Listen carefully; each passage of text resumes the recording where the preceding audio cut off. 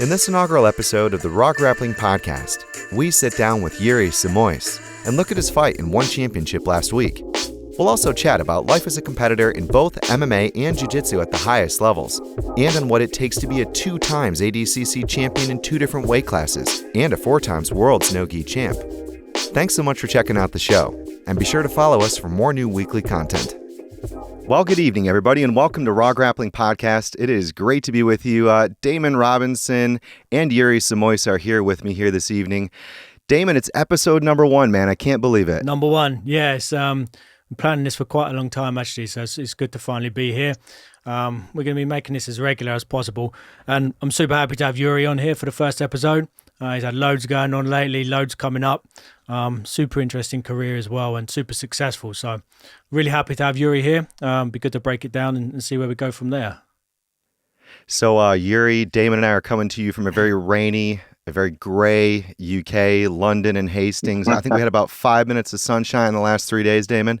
Yeah, mate, if you're lucky. If you're lucky. Wow. How's things in San Jose, brother? Thanks for having me, guys.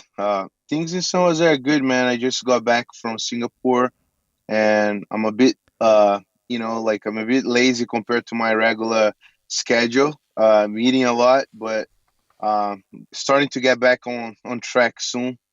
Back to my training routine. But things here are good. Sunny here, good weather, all good. Glad to hear it. One of the things we want to talk to you about, I think a really interesting topic in the world of grappling, and I can speak broadly, I think, for Damon's plans for things this year. We really want to be able to talk about grappling in every single facet of the game. And we know that you recently competed on one championship. What are your thoughts on broadly BJJ competitors who are operating at an elite level like yourself, who are competing regularly in grappling, also competing in world-class MMA organizations? What do you think about that? And, in one championship alone, there's Gordon Ryan, Danielle Kelly recently announced, Gary Tonin, even Andre Galvao, I believe, is coming back. What are your thoughts on that whole transition and that whole picture of someone trying to be a two-sport athlete at least? I think it's great for grappling. I think that has always been part of MMA, and before Vale Tudo, we always had the Jiu-Jitsu guys representing our sport greatly. And I think that's always going to happen, in the newer generation. As Jiu-Jitsu evolve, it's good to have those guys showing that, no, it still works in the real scenario. Grappling still, superior in a real scenario. It is definitely like a challenging transition because, I think different than a lot of people think, it's a completely different sport, even the grappling aspect, you have to worry about strikes, they're like on the ground itself, there's like knees and punches, and then you can get hit on the body, head, all of that on the ground added to what you already have in Jiu-Jitsu.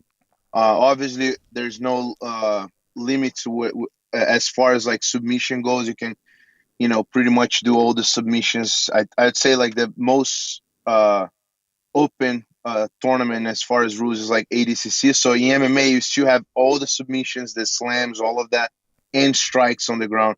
And then you also start standing, which for grappling, for grapplers, it's definitely the most challenging part because you don't have any grip on your opponent. You have to kind of find a range to engage the fight. All while like being safe and keeping your guard up.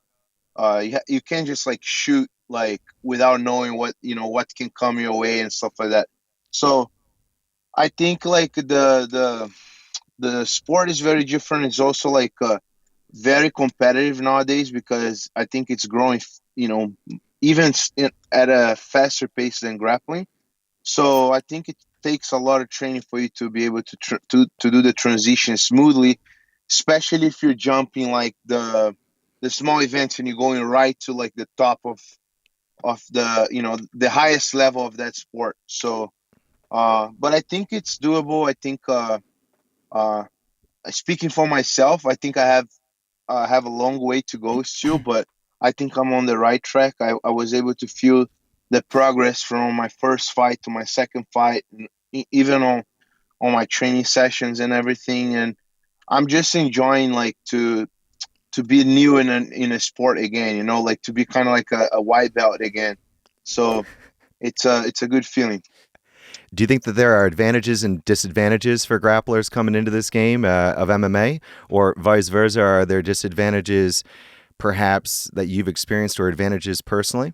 I think like in general, MMA guys, they're not. If you're talking about high level grappler, you know, just like if you compare high level striking, you know, if you just go to sport of striking or sport of grappling, wrestling, uh, if you get someone that is like competing against the best guys on that modality and you put them in MMA, I feel like their ground level, it's going to be a huge advantage. Obviously, like they'll be way ahead. They're like you don't have to worry about so many setups on the ground, you know, like, oh, maybe if I pass here, if I'm going for this pass, there's going to be a bait.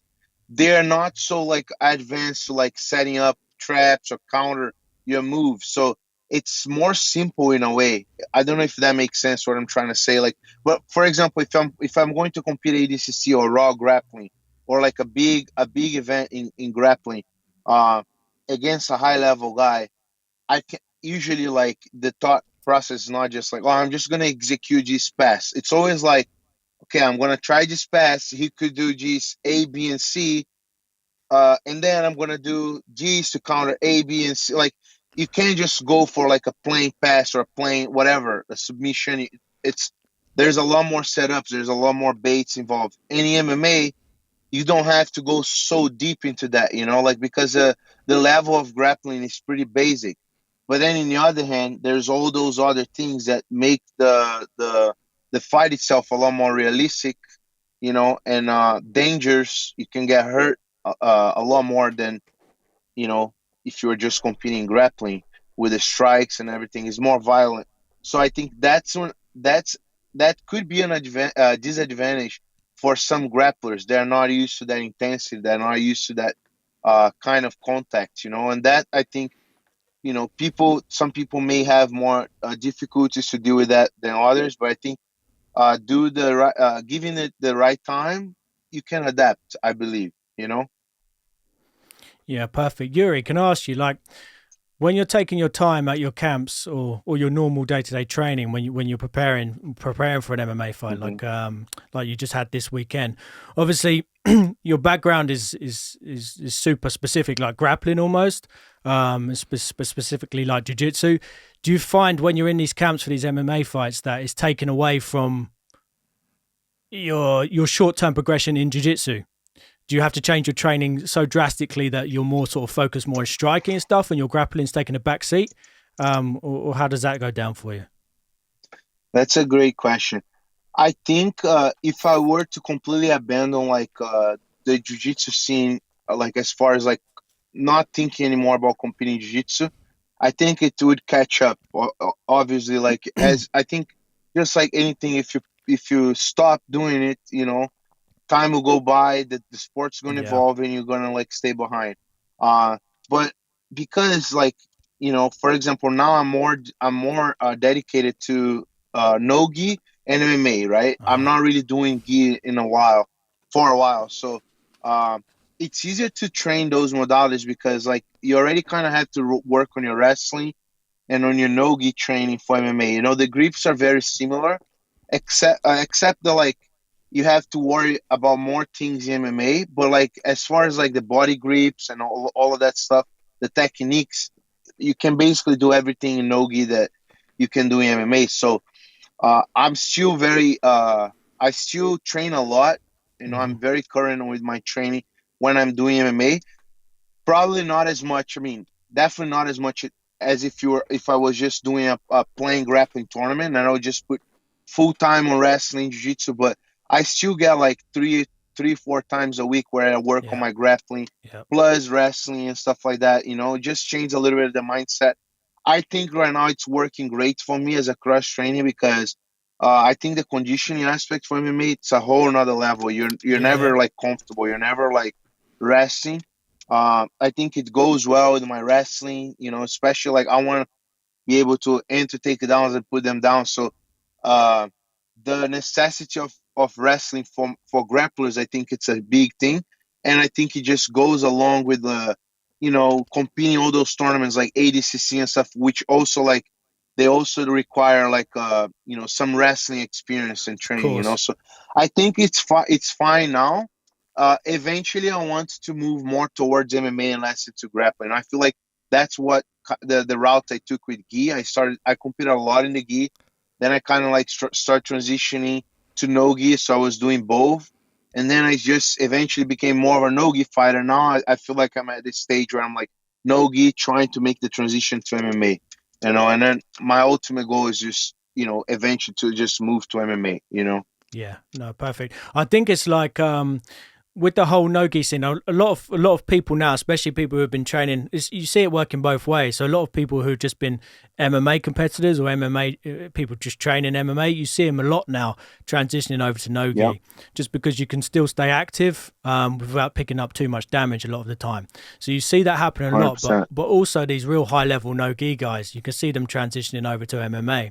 And that's one of the things we actually want to talk to you about, like what actually led you to start that transition into MMA? Was it something you've always done? Do you enjoy the sport, or was there another reason that you wanted to go to MMA rather than stay with jiu-jitsu? I mean, a lot of guys, which is we'll touch on later, which is a lot of our plan with Raw Grappling, but a lot of the financial benefits are not there at the moment for jiu-jitsu, especially for the athletes, And I wonder sometimes, like, a lot of these guys transition over to MMA for financial purposes, or is it more of a passion there? So we just wanted to know really how you made the transition to MMA and what you brought you to focus on that. Yeah, so for me, it has always been like a dream or a personal goal.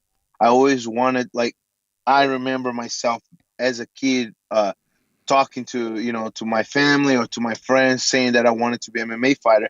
It was one of the reasons why I started jiu-jitsu. As a kid, I watched Choke from Hicks and Grace. I'm like, I want to be like that guy. But then eventually, like, I started competing a lot in grappling in jiu-jitsu, and it just kind of like took all my time, and my focus became I want to be a world Yeah, champion. yeah, I want to do G's. So I kind of push back my plans to starting MMA because I was getting good results in grappling. It was, I was winning all the world championship or all the lower belts and all the main tournaments. I was like, oh, this is going good. Then I was like, now I really want to like have a solid. I feel like I can accomplish something solid in grappling, make my name, and then go to MMA. And I was actually meant to go to MMA in 2016. That's when I started training okay. AKA. But then I suffered ACL surgery. I had one ACL surgery on each knee. I didn't My know first that. one was in yeah. So my first one was in 2016. I was competing the whole year and training the whole year. I already didn't have ACL, and then finally I messed up my knee. I had to go through surgery. When I got back, ADCC was right around the corner, so I had to make the decision to push MMA back again in order to do ADCC. That's when I won my second title Yeah, at ADCC. And it wasn't until 2019 when I signed my contract with One Championship. So to me as well, the transition to MMA, my transition to MMA, it's like it is also like from like the desire. I would say the desire to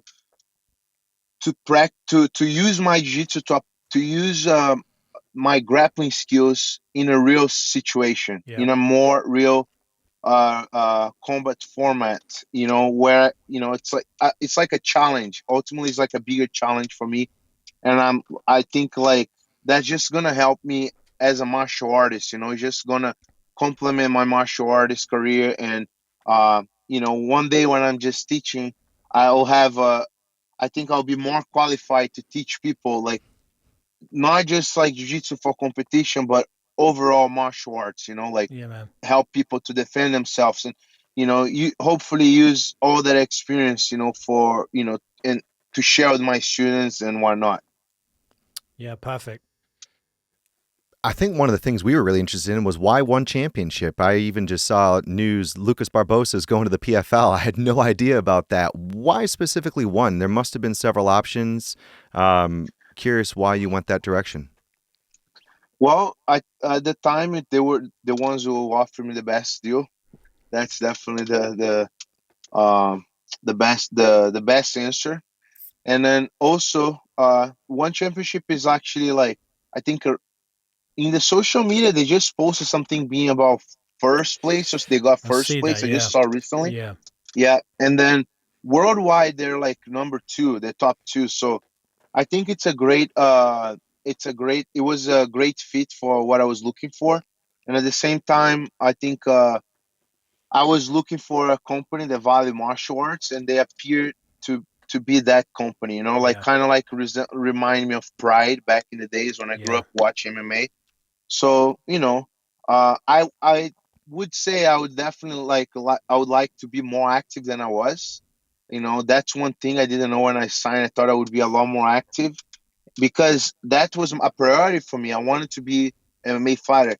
Uh, it I think for me it ended up being fine because I can still compete in a high level in grappling and like get paid in grappling and stuff like that. But my choice was to focus primarily on MMA. So I wanted to do more fights. So that's the one thing that I wish I would have done more. But hopefully now, after this last fight, I think like I got a really good feedback from my fight, and I think I might be doing a fight again soon. Hopefully, there's nothing decided yet, but I have a pretty good I'll talk to some people, and I think I have a pretty good idea that I'm gonna fight soon. So we'll see.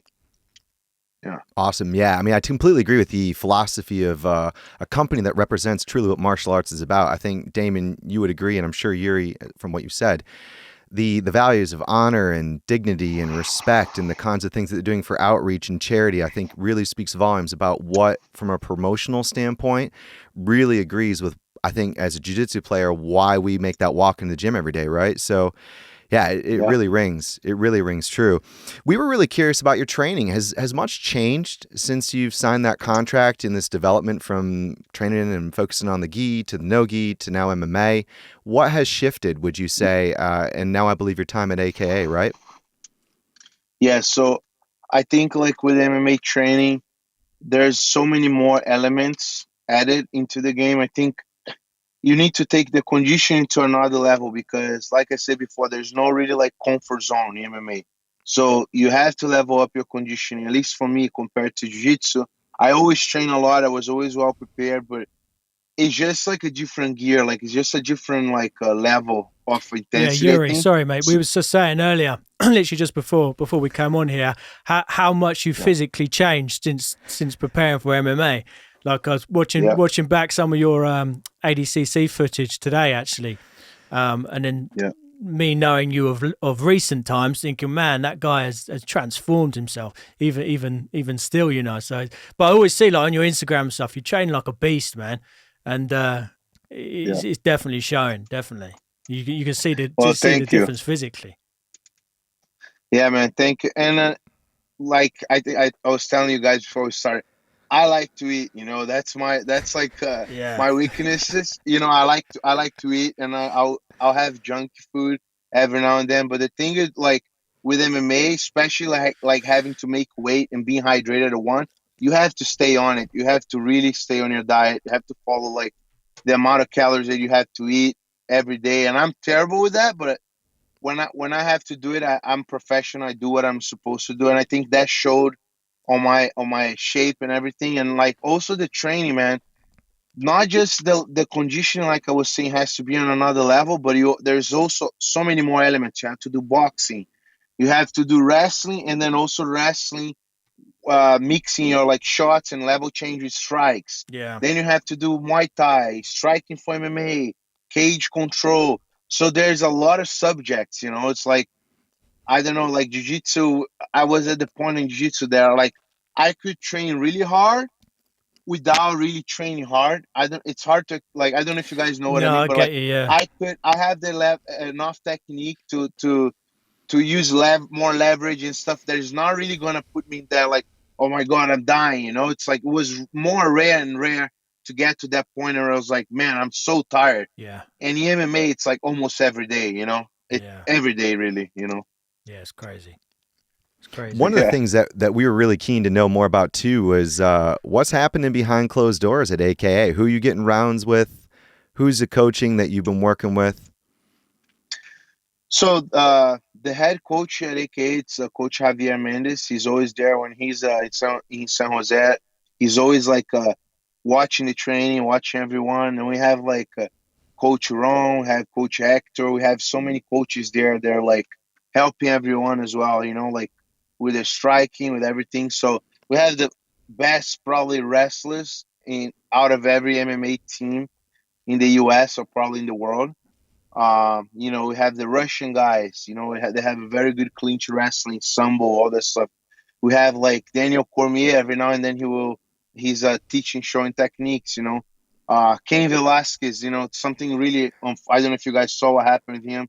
We Really did. unfortunate, really messed up situation. We're actually going today to for the Justice Hall to like get ourselves together for him because that's a great dude right there. Yeah. He's also always helping us in class. We have many Division One athletes, former national U.S. team wrestlers. So the wrestling is high level. We also have great strikers from all around the world, and now the grappling level. It's also coming together like with all the other modalities. So I think like I'm really happy to be training on where I'm training and to have the quality of training that I have there. Several UFC fighters, several Bellator fighters, couple one championship fighters there as well. So we have the best all around fighters there. Yeah, man. Great structure. So nothing to complain. Just very grateful to be able to train in such a nice team. How would you describe those training sessions when you do lock up with one of those guys like DC or you mentioned Cain? I mean, they've just made careers out of being able to define where the fight took place or nullify or stifle positions. How would you describe those training sessions? Man, it's amazing. It's like overwhelming. Like, I grew up watching these guys fighting and dominating their division, becoming legends. And to be able to train with them, learn from them, train with them, it's like, I'm extremely blessed. I feel like extremely blessed to be in that position.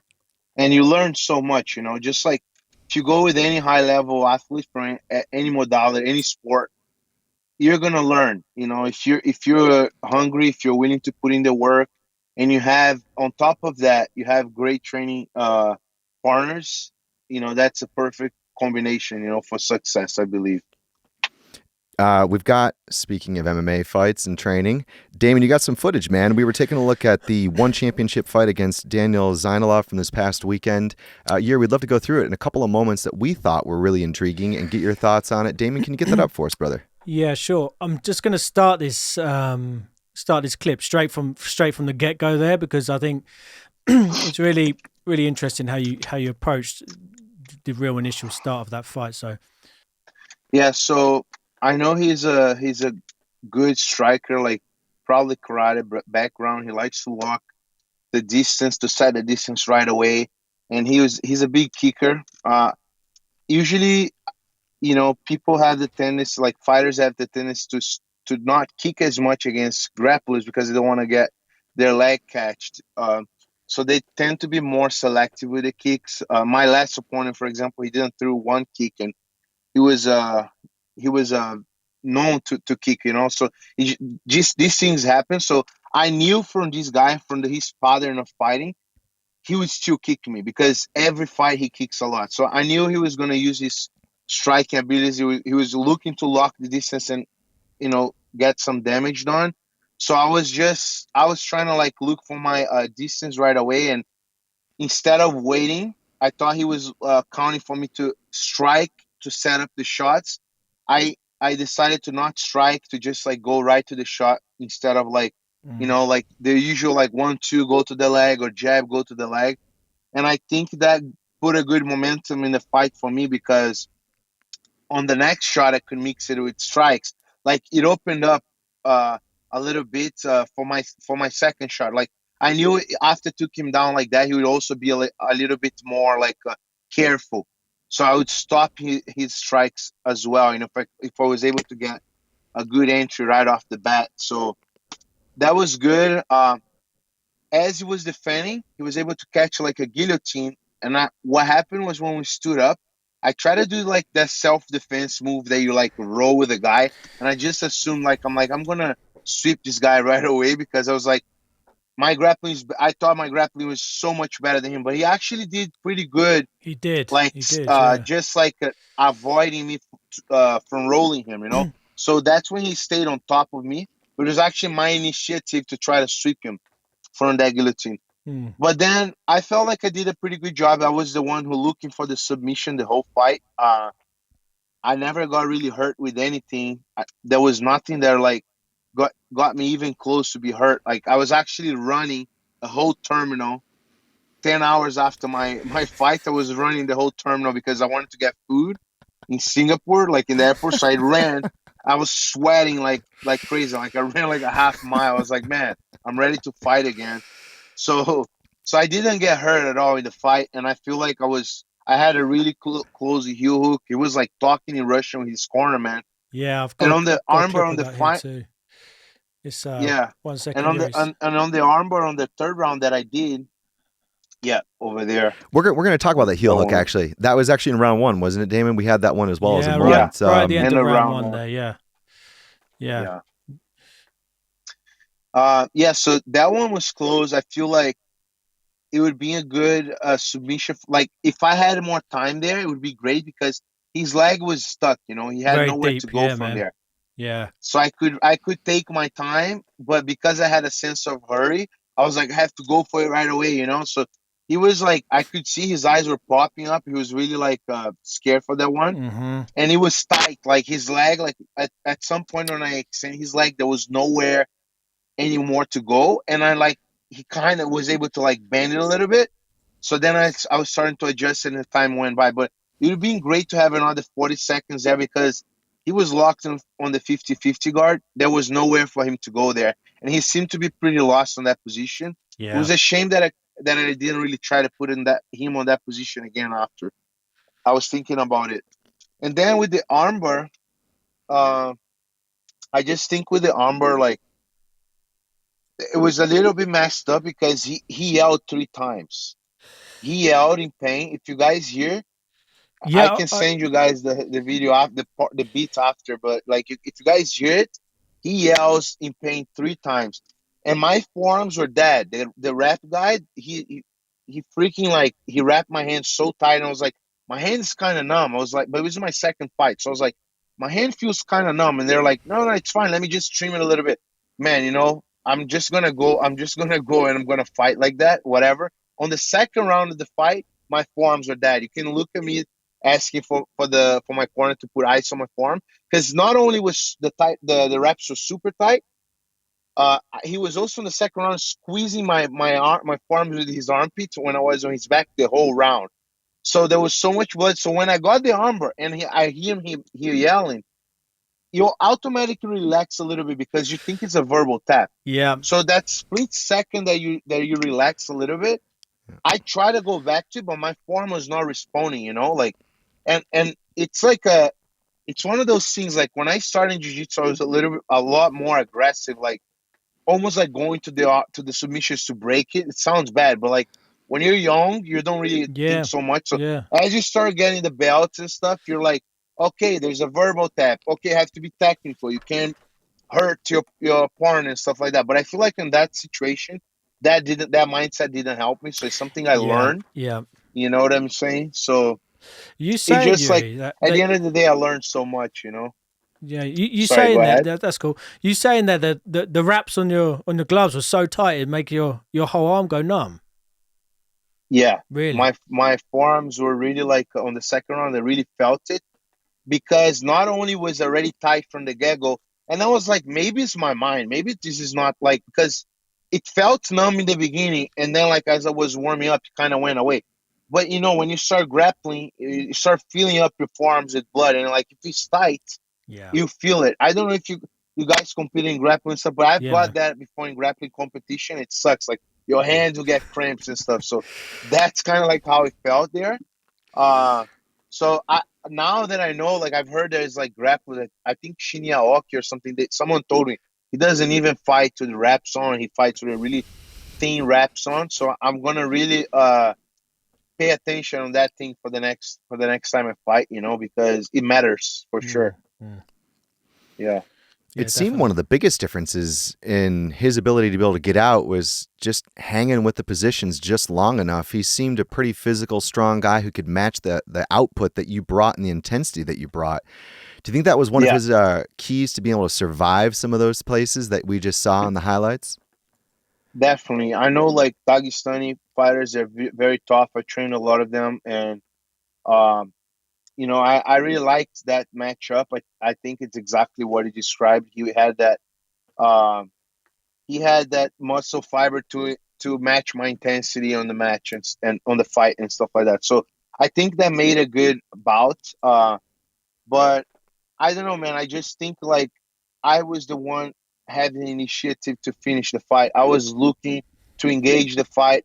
Like he's known for his striking. He never really touched me standing, or he never really like delivered any shots that put me in danger. Period. And also, I think it was a tough fight, but I think like even like according to the rules, like they value nearby submissions. What is like if you almost finish, that's the highest score, right? Or if you almost knock someone out, what is like closest to the finish than making a guy out 3 times in a submission? You know, like that's arguably a submission itself. That's arguably a verbal tap. So I don't know. Like I thought I won, but like I said, man, to me, it's my second professional fight. I was thrown on the Shark Tank right away.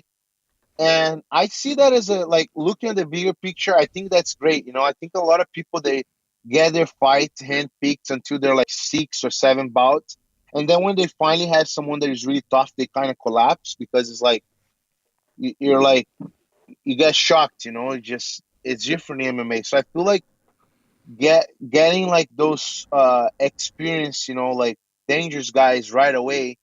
Some would argue that it's like not the smartest thing, but I think like knowing my personality, knowing how I am, I think that's just gonna just gonna help me looking at the big picture, you know. Yeah, I think Yuri, like you just touched on there. There's only so much you can go into, right? The fight's done, and the result was the result, but I've watched that fight back now a few times myself, and you was totally dominant there, really, to be honest. I mean, like even like one championship, we was going to ask you if you could sort of break down that like the scoring system at one, because it's slightly different, isn't it, to a lot of other promotions in MMA. Exactly. And like you say, they stage it depending on what you're doing. They sort of rate you higher, and like you say, there a submission attempt is the highest scoring position you can get at one championship, and like you say, a potential verbal tap there with an armbar and an attempt on a heel hook as well. You ran out of time, of course, but it was there. You were deep. It was a strong position. You were beaten by the timer, and like we just replayed there on the share screen, the second round you had his back full back control for like 3 solid minutes, man. And like you say, I mean, you're sitting there now. You look pretty healthy. You look pretty fresh. I mean, what's that? 6 days ago, 5 days ago. You don't look like you took too much damage there either.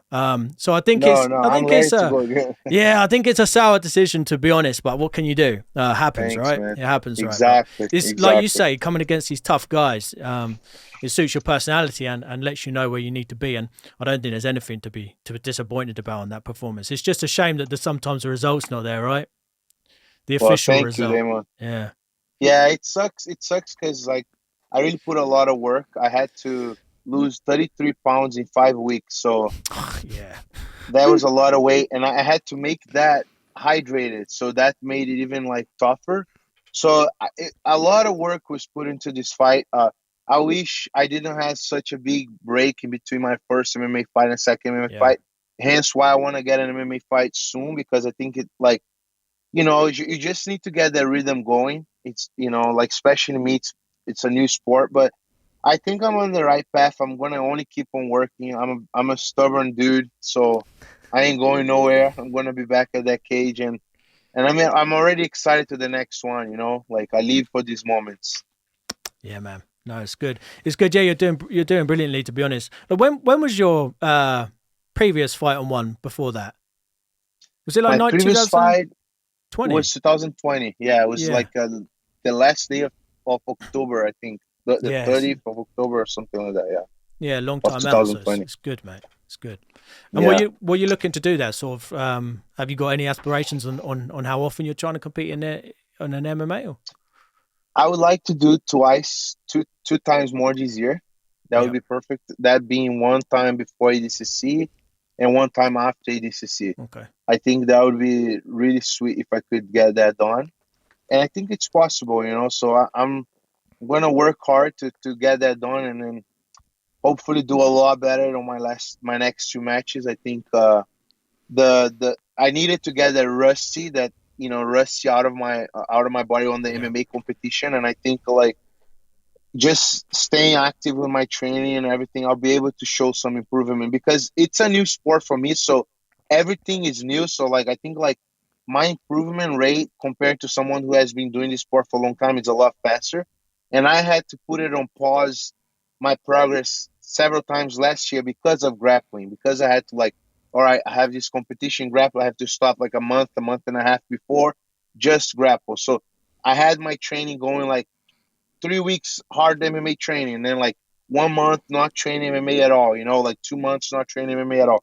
So if I have like two fights this year, I will have to keep on active training MMA the whole time. And I think the result of that is obviously I'm gonna, I think, improve a lot. Mm-hmm. No, I agree. I agree. Is there anything that you would do differently in your next fight? Is there anything that you would double down on and really Man, increase? looking back into the last fight that I did, I think two things that I think I could have done. I mean, I think the armbar thing, it was a very unfortunate situation. What happened? It was like, heard the yell, like, that was, I think there was nothing to change about that. But I think on the first round, when he attacked the guillotine to defend the takedown, instead of going for that sweep right away, I would just take my time on the clinch, free myself from the guillotine, put his back on the ground again. That would be 100% what I would do. I would have done, and maybe even do it like differently when I was on top to not allow him to just stand up. I think if I was on top of him, like out of that, guillotine defense that he put, I think I would be able to really damage him. That was the only thing that was bombed because it was my main goal. I was able to do pretty good, still maintaining my attack pace from a disadvantaged position, like which was like guard. But I think like if I was on top, I would be able to finish the fight. Like, especially if it was early in the round, like a guy, like if I was able to clear the guillotine, just stay on top of him, that would be decisive. And I think on the back take, maybe switch to the body lock to get on top of him again, to get on top to get some damage because he's not the kind of fighter that likes to be with his back on the ground. So the next time if I ever fight with that guy, I'm definitely going to put his back on the ground. That's what, like, now that I think about it, that's 100% what I'm going to do with him. From your MMA journey so far and these kind of lessons that you've taken from this fight and your other fight and one and all of your training that you've just talked about, what advice would you give to young fighters as an elite grappler and a professional mixed martial artist? What would you give to young fighters either who are looking to do things in grappling and BJJ or indeed in MMA or any other martial arts? Man, I think there's no shortcut. I wish there was like a magical trick, a secret that I could share, but honestly, just I think hard work, consistency. You can't be fresh on a Friday. You can't start training on a Monday and then be fresh on a Friday. And I know a lot of guys. Most guys are like that. You have to push yourself to your limit and a little bit beyond your limit. You have to get by the weekend if you're not exhausted. If you're not like, oh my God, I hate, like, you almost have to hate this. Almost like it's like it can be smooth. But I think you have to love so much that you can get to that point and then go through it because that's just how you have to be. You have to put the hard work, the intensity, study the game. When you're not working, when you're not training hard, you have to go home and you have to study and you have to always try to learn. If you do an average work, I don't think you can expect a lot of things. Like I work so hard and it's too hard to like to get to achieve things. Like you don't just like click it and it's just like there's like speed bumps and things. So if you're not working hard, forget about it. You know what I'm saying? That's what I'm thinking. Yeah, man. Damon talking about working hard. He's got his work cut out for him at the ADCC this year. Chuck us the 99 Yeah, kilo man. category up there. Yeah, let me. That's gonna be fun. Oh man, I was checking this out. Yeah, you see that? You see the screen there? Yes, I see some names somewhere in the corner, and I cannot see. But Yeah, so Give us a couple of those names, Damon. Yeah, there might be a well, few familiars. yeah. So you've got some the people who've been invited there. Obviously, we've got Rafael Lovato Jr.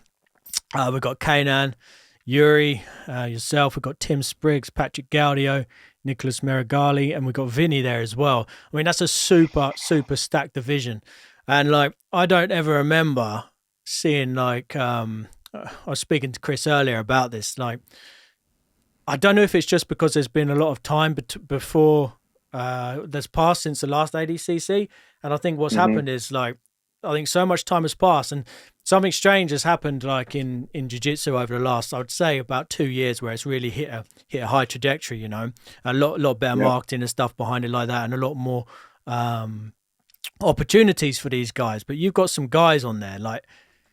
Every single one of those people there has achieved so much, and it's just been thrown into this big 99 kilogram category, and it's I don't know, man. That looks like it's going to be crazy. I mean, how you feeling about it? I feel good, man. You know, Yeah. I've been, like I said, I've been there, I've done that. You know, I've been to ADCC 3 times. Yeah. It is the most the toughest tournament in the world for sure. Mm-hmm. I think the highest level tournament in grappling without a doubt. Oh yeah. But I think that I do well in that tournament. I think Yeah. I don't know. I've proven to be one of the best guys on that rule set, and Mm-hmm. I'm gonna be putting my A work to to make it a statement this year. I really want to win one more title. Yeah. I already studied definitely the main names that I'm gonna have to fight. Some of them already went and already competed before, Yep. so I know what to expect, and I also know what to expect as far as the like intensity of the tournaments and as how demanding it is physically and stuff. Because the good thing is I've been there. I have the experience of like feeling that rule set, feeling that like those matches that are like longer than usual in grappling and everything. I think if you have a run already on the tournament, you have like a taste already of what it takes. So I want to take that camp to a whole nother level, and I wanna go for the division and for the absolute this year. So that's something I really want to aim as well, is the absolute division. The last ADCC I won in 2017. I was coming off of a surgery, like I told you guys, so I ended up like hurting my knee a little bit on the weight. I was like, I don't want to go through surgery again. I didn't know what was going on, so I was like, better be safe than sorry. And on the 2019, I ended up hurting myself from the weight, so I couldn't do the absolute. So this year, I'm extremely focused to win a third gold medal on my weight, and I want to go for that absolute. I'm visualizing both equally. I really want to win those 2 gold medals. Yeah, it's crazy. I mean, I mean, not even that division. The whole competition is so stacked this year, and it's It's just, going to be fire. yeah, it's gonna be sick. But just the thought of having to compete in a division like that and then go and do the absolute as well is just it's crazy. Are they split over days? Are they? You're not just rolling through, are I you? It's think two so. days. Yeah, I think it's 2 days. Two Yeah. days. That's right. Yeah, you Wow. have to make weight the day before the first day, and then if you make the semifinals, you make weight on the third day as well. Okay. Yeah. Okay. Yeah, no, it's fine. I mean, how are you approaching? Like you just said a minute ago, you're looking to do another MMA fight before the ADCC and hopefully again after. How you approaching your training for the ADCC leading up? Are you still going to have Kai Terra?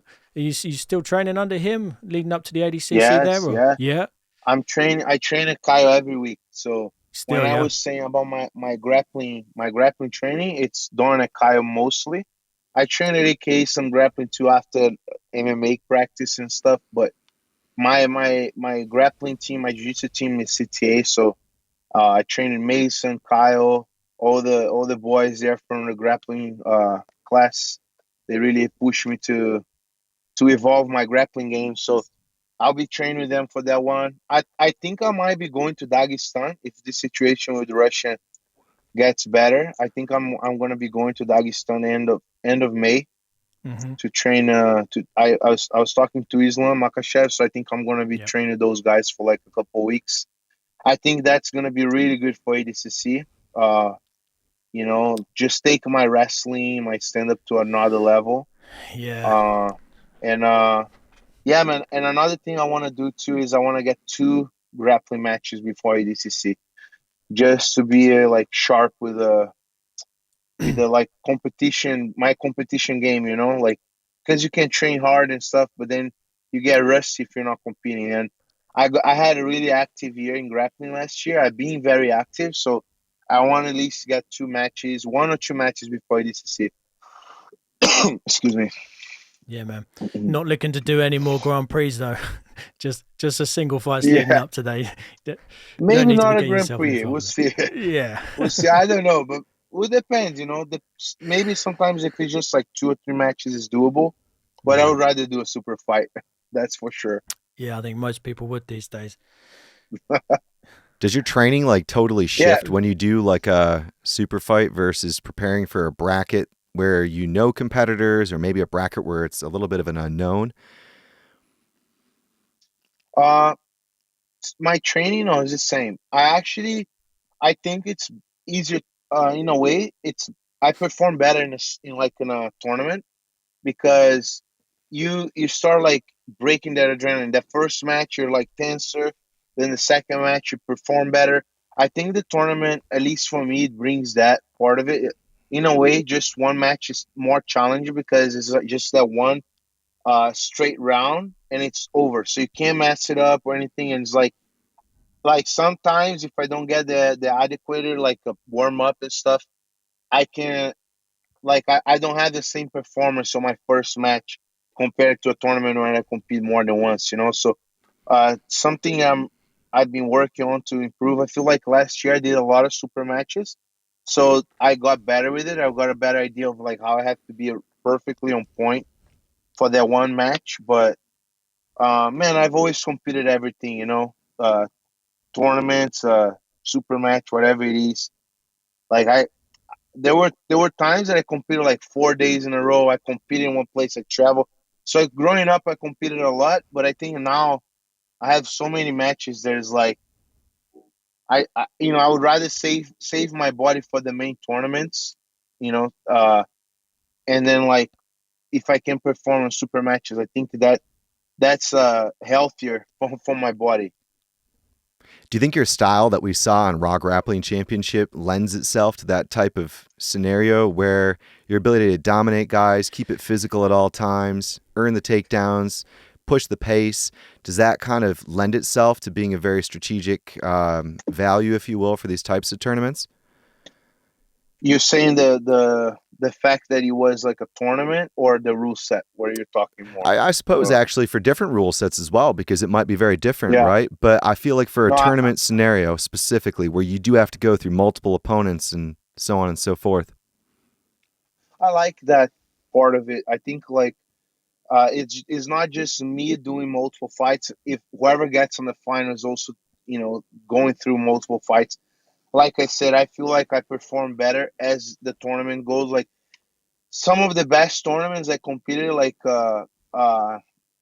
growing up in jiu-jitsu was like probably European Open because I would compete 2 days in a row, and then the collar belts, I would do like such as like 11 matches in 2 days, and then like by the seventh or eighth match, like my body was numb to the adrenaline. I was just really like, I was just having fun. Mm. So I like that part of it where like when you break through that like I don't know that adrenaline stiffness that you can experience on some tournaments, and you just like express yourself. You just like go there and you have fun, and it's like you're I don't know. You get to that point when you're doing a lot of fights. There were times that I just did one super match and I got to that right away because especially when I'm more active, but I just think, yeah, the tournament bring that part out of me more, you know. And as far as the Raw Grappling, I love competing in that tournament. I really like the way the rule set was, the timing set. Everything was perfect. I think it was a great tournament for my style. So yeah, both the rules and the fact that it was a tournament, it was great. Do you ever feel uncomfortable, or are you always generally totally cool and never nervous in these types of things? I want to feel uncomfortable. You know, I feel like if I'm not uncomfortable, something's gonna happen bad. So I force myself to be uncomfortable before the fight start. I try to think about the worst situation, the worst case scenario. I always try to be on like high alert because I'm very like I have like how you say the lack of attention sometimes. I can be pretty how you say mellow, too mellow. I can be too mellow of a person. I can be 0 to 100, you know. So when it's like a tournament, I have to be 100. I have to force myself to be here all the time.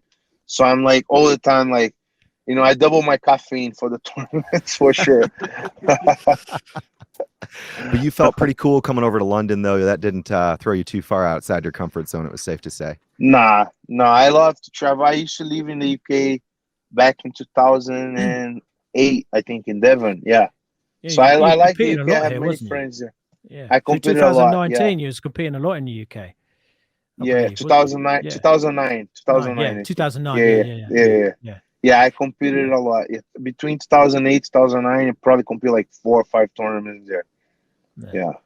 Amazing. It was Damon, cool. we were just talking earlier about some of the different things that we remembered from Yuri's performance in winning the Openweight Grand Prix at Raw Grappling Championship. The inaugural championship belt is yours, Yuri.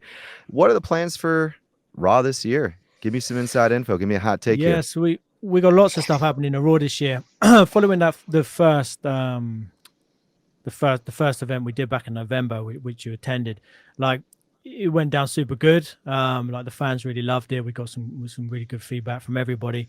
The broadcasters, everything. I think all the athletes enjoyed it as well, and we're looking to really push that forward. Same as what happened here, pretty much happened everywhere in the world at that time, though. We got the event out of the way, which we're lucky to do due to restrictions and stuff like that.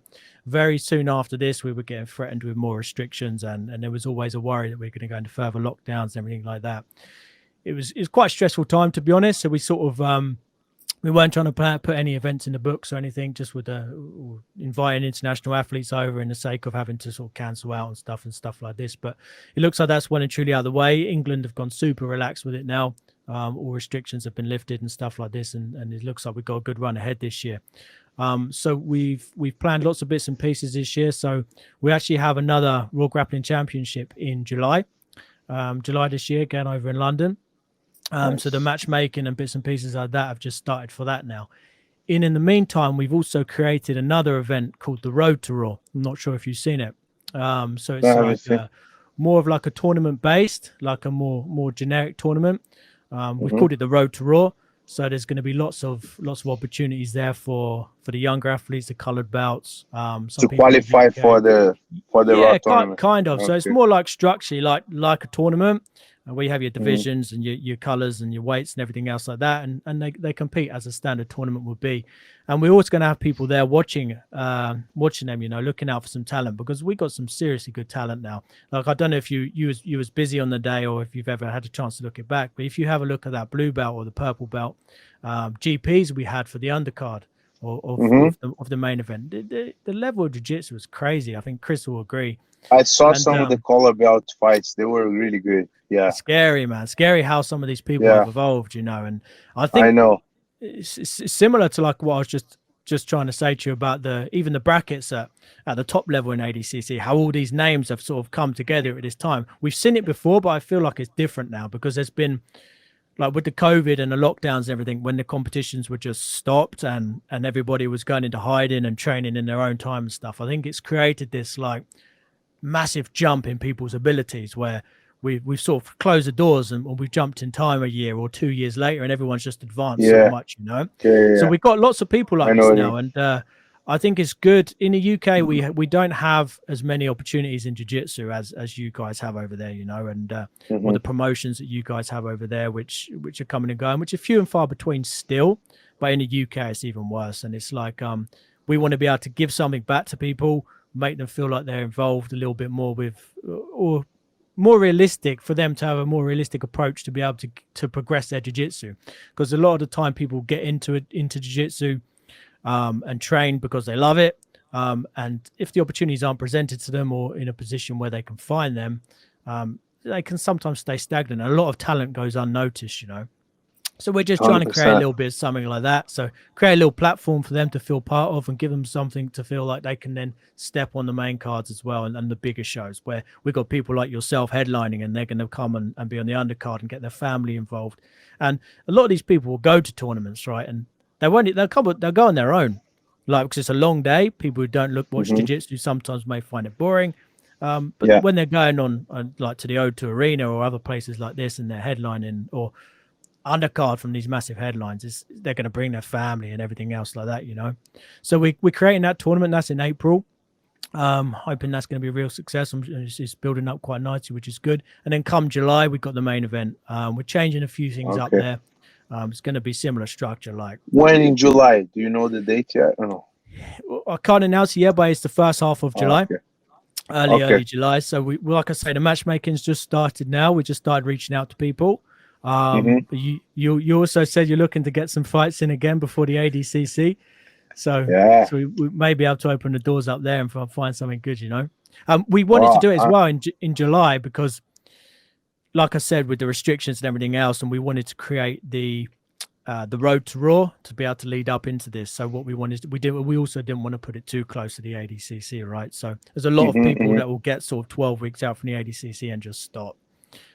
No, for sure. On that. So July is a really good time because it leaves us like 3 months leading up to ADCC, and I'm sure there's a lot of people like yourself who are looking to try and get another competition in before they batten down the hatches and start their strict prep, you know.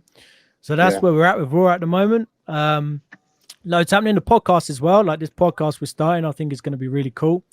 There's a few podcasts around at the moment, but we're looking to keep it moving, keep getting good people on, and keep it good, keep new things. So that's the first podcast, right? That's the first podcast you got. This is the first episode, yeah, man. Man, I'm honored. I'm the first in the first episode. Thank you, guys. No, that's amazing. Thank you. No, it's good, man. Yeah. Yes, we're at with that at the moment. Yeah, it'd be good, man. It'd be good. So we've got a good few busy months ahead. Everyone's going to be doing what they're doing.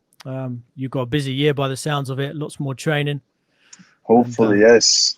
Hopefully not too many more weight cuts. Yeah, I don't know about that. I think that one is going to be hard.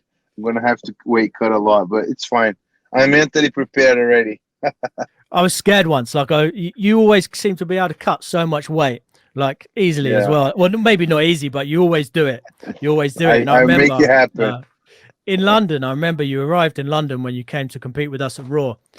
And I think I spoke to you, I think you arrived like 3 days or 2 days before the event. And something like that, yeah. And what was you lose something crazy? Like, I lost. Was it 10 kilos? No. Was it 10 kilos?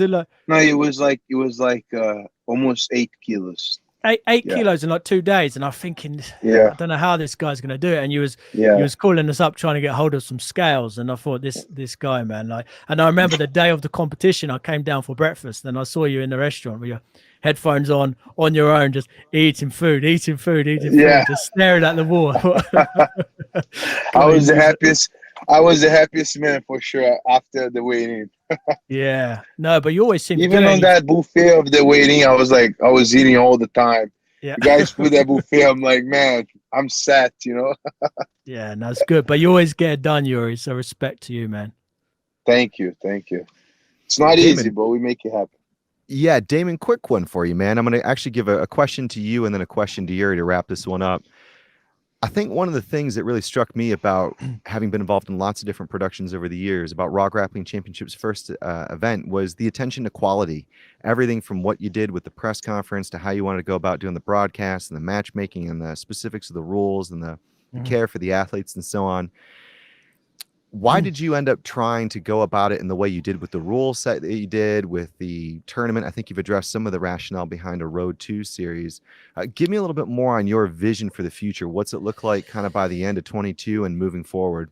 Yeah, man, it's a really simple vision, to be honest. Like a big vision, but very simple. Like I train jiu-jitsu myself. I fallen in love with jiu-jitsu. I've been training it for around 4 years now. And whenever I find a passion for something, I like to try and look for, it's just a way my brain always tries to move me on.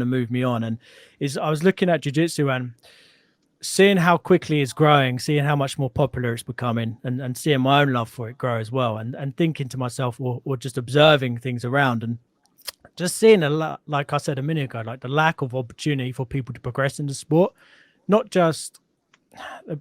progressing in such as like physical progression, but in terms of lifestyle progression, financial gain, and being able to make true livings out of this, And so the simple vision was to be able to try and create a promotion that actually, and people have been saying this for quite a few years now, and I don't really feel like it's ever got to where it needs to be, be able to try and make jiu-jitsu more mainstream, to bring in bigger sponsors into the sport, to get it into a more mainstream audience, better television deals, stuff like this.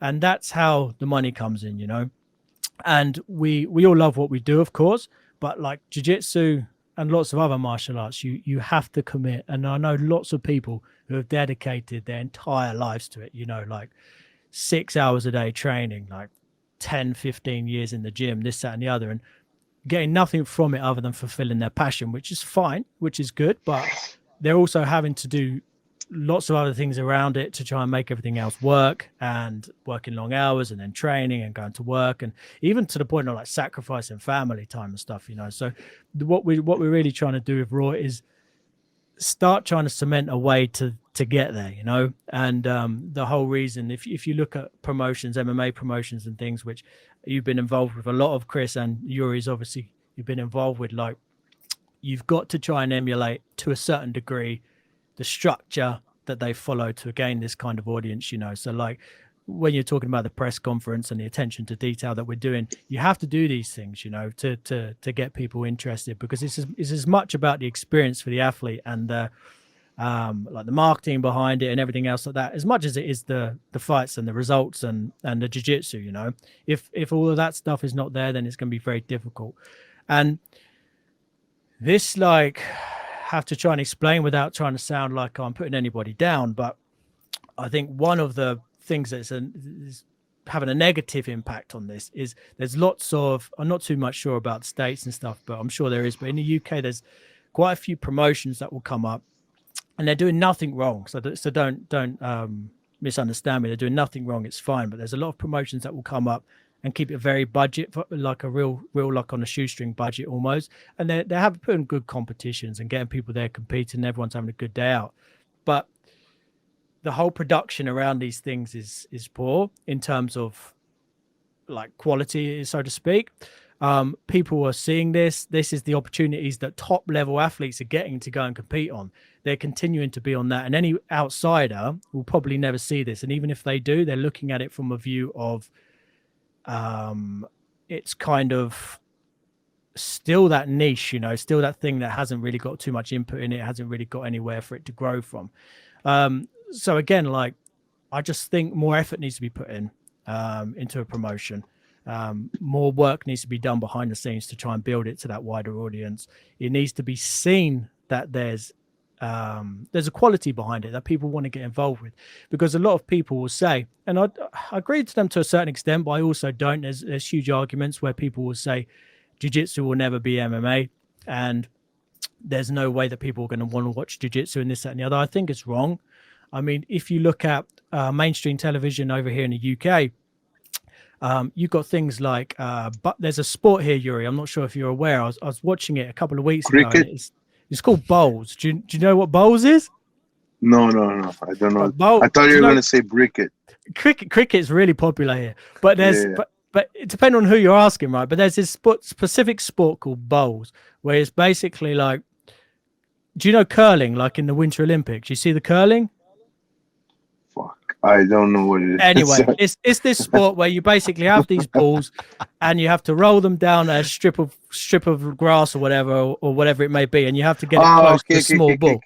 I think this is like, there's nothing wrong with it. If you like bowls, you like bowls. But I was looking at this, had mainstream prime time slot on BBC television, which is like the biggest television broadcasting company in this country. And I'm looking at this thinking, man, like, how can you say jiu-jitsu is boring to watch, and like you've got bowls on mainstream television, you know? So I think all that has to happen is like even like darts. Like, again, I actually like darts. I've got nothing wrong with darts, but I don't know how you could to jiu-jitsu. But like, look at jiu-jitsu and grappling. And think how like people say it's boring. And darts has got millions and millions of pounds going through these competitions, you know, and like huge sponsors.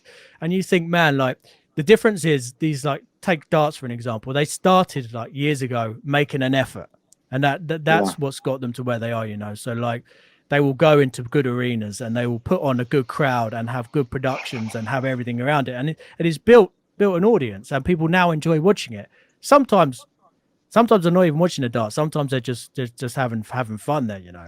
So it's like you look at the darts, like how many people watch the darts. Yes. And then you look at the guy that's competing jiu-jitsu with the torn ACL, and it's like those Instagram memes. It's like, am I a joke to you?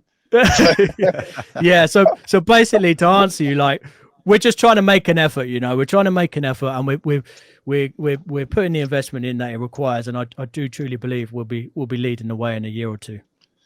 And I can say in the name of all the grapplers that we really appreciate people like you that put in the effort to, you know, to help this sport grow and to be in a different level, you know. I think that's very important to have people like you, you know. Yeah, no, I appreciate that, man, and we'll get there. I don't think it's long. We're knocking on the door. You see, like, jiu-jitsu is knocking on the door. It's not going to be far.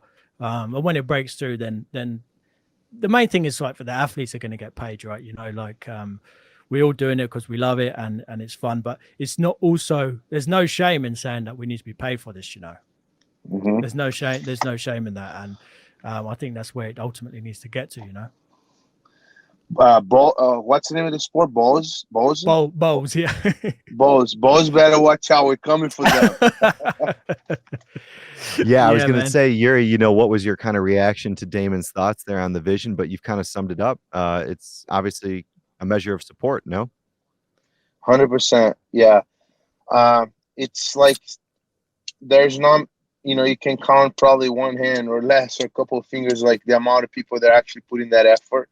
So yeah, I'm extremely grateful, you know, for the people like Damon there, like believe in the sport and, you know, are working hard to take, you know, the sport to a different level of publicity, money, and everything. So yeah, without people like that, we're not going anywhere. So do you think no-gi is the one? I hope so. Yeah, I'm more active in no-gi, so I hope it is. So. I think so. But yeah, it's got to be. That's hard. That was half the battle, I think. Probably easy for people to understand too, right? Yeah, because it's like, you don't have to grab on the collar. When do you get? You're gonna fight with a jacket, you know? It's like I love the gi. To me, there's no jiu-jitsu, you know, without like training the gi. It's part of the package. But I think when it comes to like reaching out to people, especially people that don't know about jiu-jitsu, it's more entertaining to watch something is like more realistic, right? I think. Yes, it's a smaller bridge to gap between like MMA rather than like MMA to no gi. People will be able to relate to this. I love the gi as well, but trying to watch someone fighting the gi, especially if it's two really high level people, like you can have, if it's like a 10-minute match, you've got nine minutes of maybe just this to someone who's watching, and then half an hour, 30 seconds of like something happening. It's people are not going to stay to watch. And even 100%. I'm guilty of this as well, because even like as a fan, even though I love the gi and I'll watch clips, like if there's a tournament on or something, like which is going on for 8 hours, I'm busy as much as everyone else. I can't sit there and watch this, you know. I'll wait for the tournament to be over. I'll probably catch some highlights and then look at the result. Yeah. That's not going to bring anything in, you know. Yeah, for sure. But And I For feel sure. like, know, you know, as somebody who's been involved heavily in the production and the portrayal of a lot of these different combat sports, there have been adaptations across many different sports about how they've been packaged and presented and branded and engaged, especially for a wider audience outreach. I mean, you mentioned cricket earlier, Yuri. You know, they've changed the way that that's been packaged, even from a time standpoint, to be able to put it out there for people to engage with across an afternoon rather than maybe the several days. Of course, there is something pretty cool about a cricket match for a few days too. But I definitely feel very, very passionately about being able to put out something that I know for the three of us has been just a life-changing thing to be able to get into. Martial arts is an amazing vehicle, and jiu-jitsu for me is one of the most beautiful, possibly the most effective, something that you can, I think, find a lot of quick returns in for even just a few months of training. And it's something you could do for life, which I think is just an awesome, awesome thing to be able to spread. So, yeah, on that note, Damon, any final thoughts? no, it's all good. Thank you for coming on, Yuri. Thank you for your time. Thank you. Thank you for having me. We'll be watching you closely on the lead up to the next MMA competition and ADCC, and we'll see what happens comes July as well. We'll be in touch. Yeah, for sure. We'll be in touch. Man. Thank you, guys. Appreciate the invite. You know. Yeah, no worries. And I hope to see you guys soon in the UK for that super grappling fight. Yeah, man. Yeah, definitely. Cheers, Yuri. Thanks, man. Cheers, bro. Thank you. Amazing. Well, for everyone else checking this one out, thank you guys so much for tuning in for Raw Grappling Podcast. For Damon Robinson, Yuri Simoes, myself, Chris Hoekstra, it's been great to have you along. We really appreciate your support. And check us out. Follow us on social media. There'll be all sorts of things going on. On Instagram, you'll have a link tree. I'm sure we'll put some show notes in the YouTube channel or wherever else this thing ends up going.